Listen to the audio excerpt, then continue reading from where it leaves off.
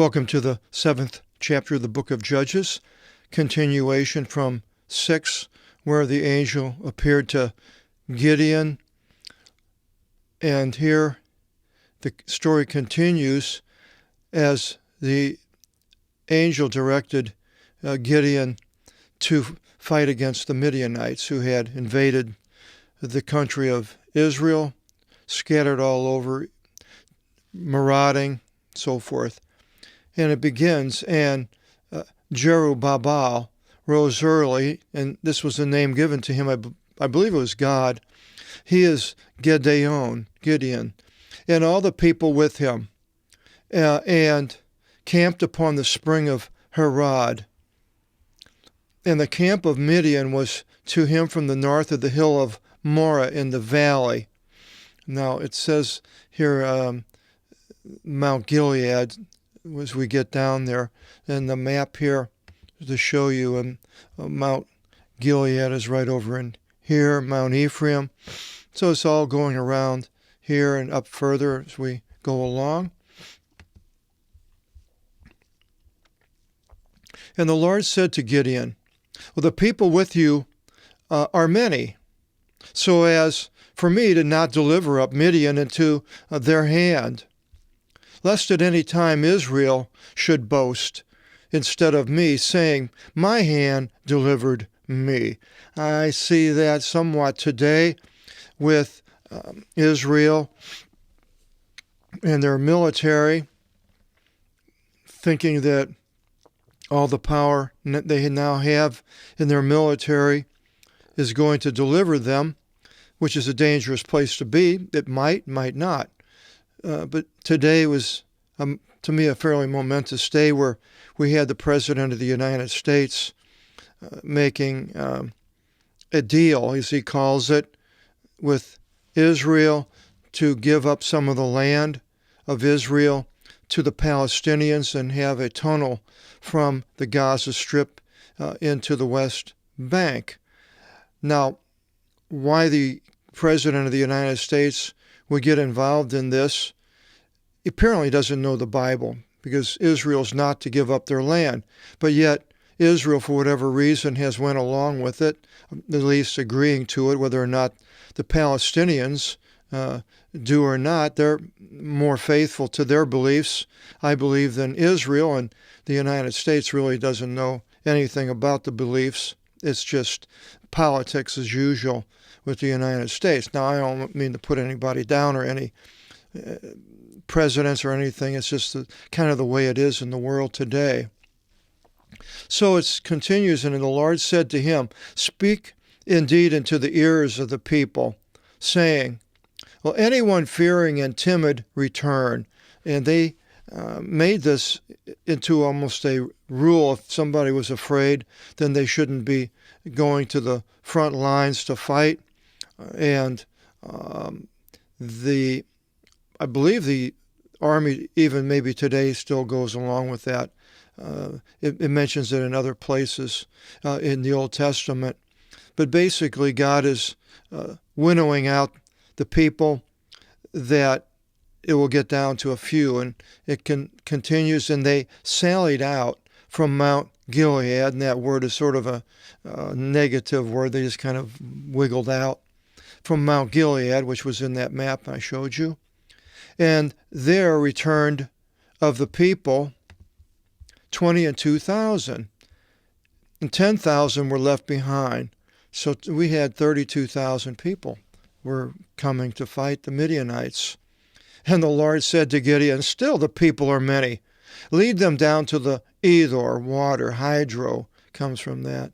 And I will try them for you there.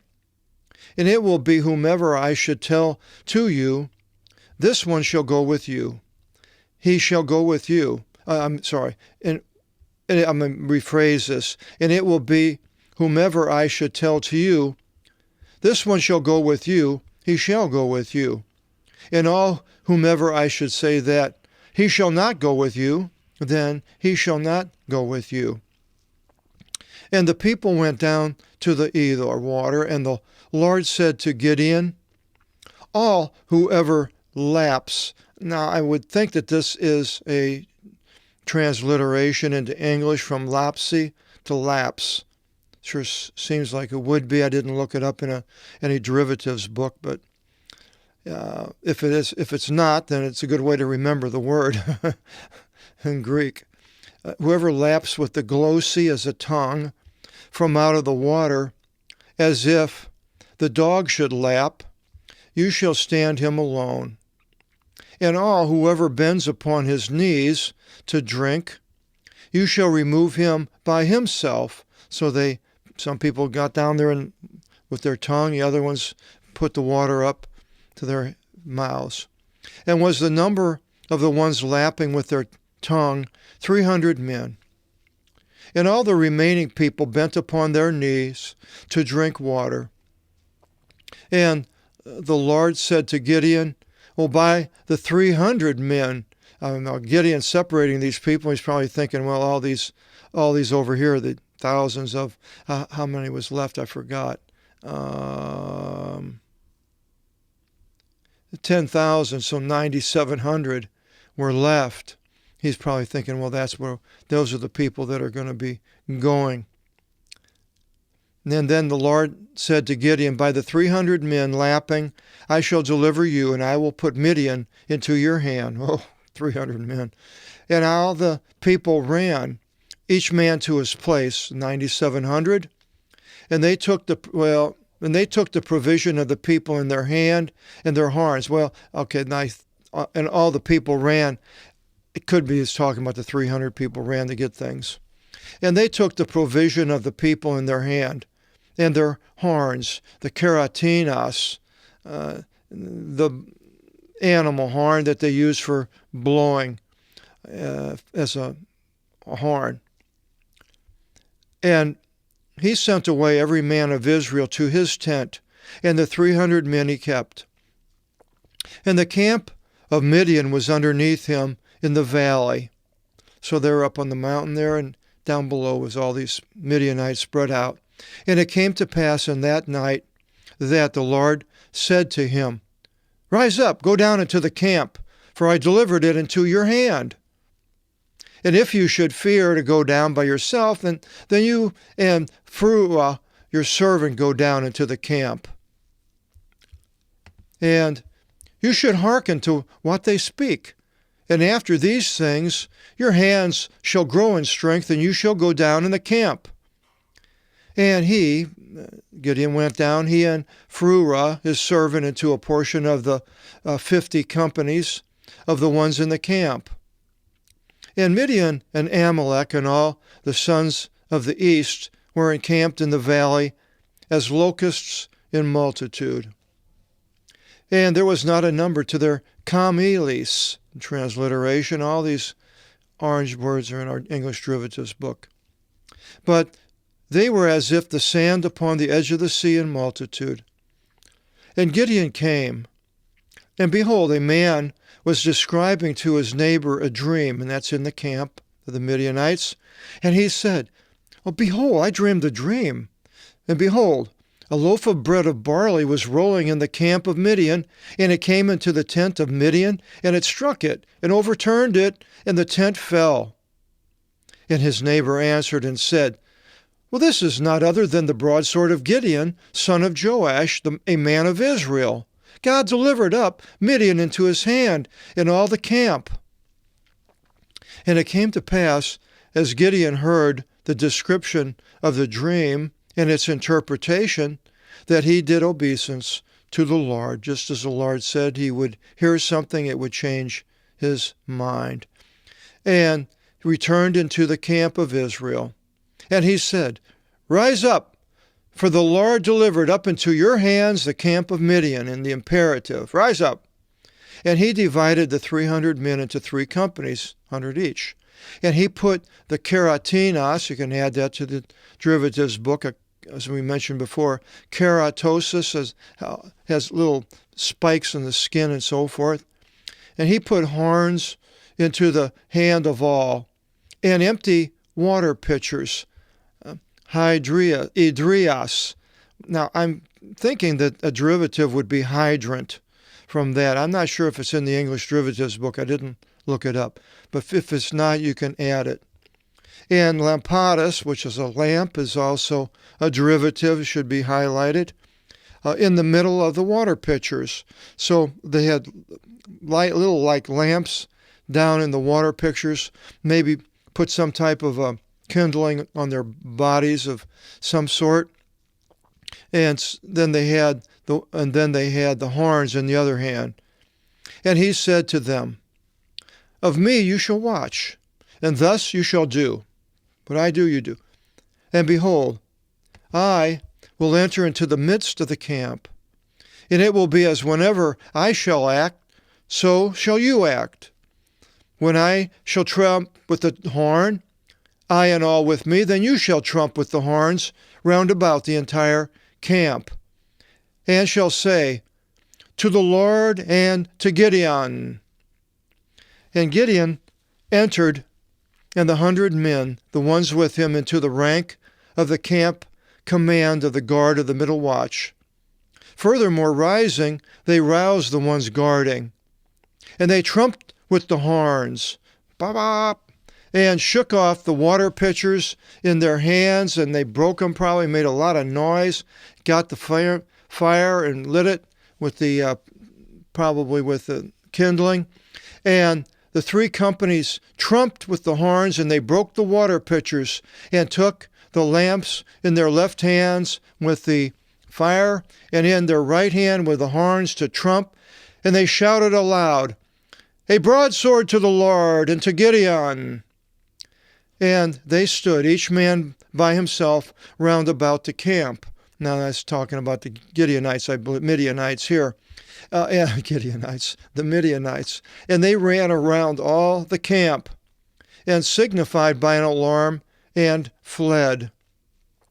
And they trumped the 300 horns, and the Lord placed a man's sword against his neighbor, that would be the Midianites, even in the whole camp.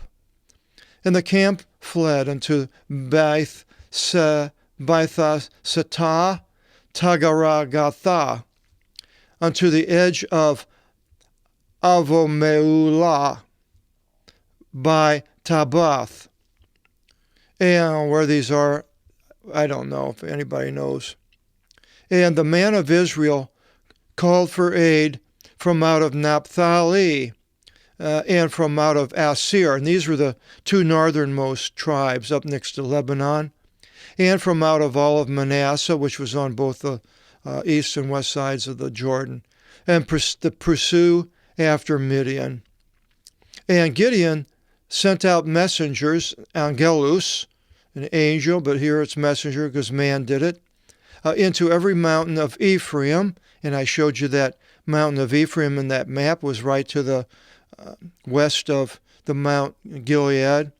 And they sang, "Go down to meet Midian, and overtake to yourselves the water unto Vaith-virah and the Jordan." So that was that area. And every man of Ephraim yelled out, and were first to take the water unto Vaith-virah and the Jordan. And they seized the 2 rulers, archontas, of Midian, Oreb and Zeb. And they killed Oreb in Sur, and Zeb they killed in Eakev Zeb. And they pursued Midian, and the head of Oreb and of Zeb they brought to Gideon from out of the other side of the Jordan. So these rulers were killed, heads were cut off and taken to Gideon. The Midianites have now fled, and Israel is now in control as God promised Gideon. I see this as a battle. They had to fight. Otherwise, it wouldn't have happened. Now, as Christians, are we to go out and fight to gain the things that God would have us to do? I don't see that. I see as when Christ came, he changed a lot of the things, and I don't believe going out and fighting people, as many nations have done over thousands of years under the flag of Christianity, the Crusades, and fighting each other over and over again ad infinitum, that this is really what God wants us to do. I don't believe it is.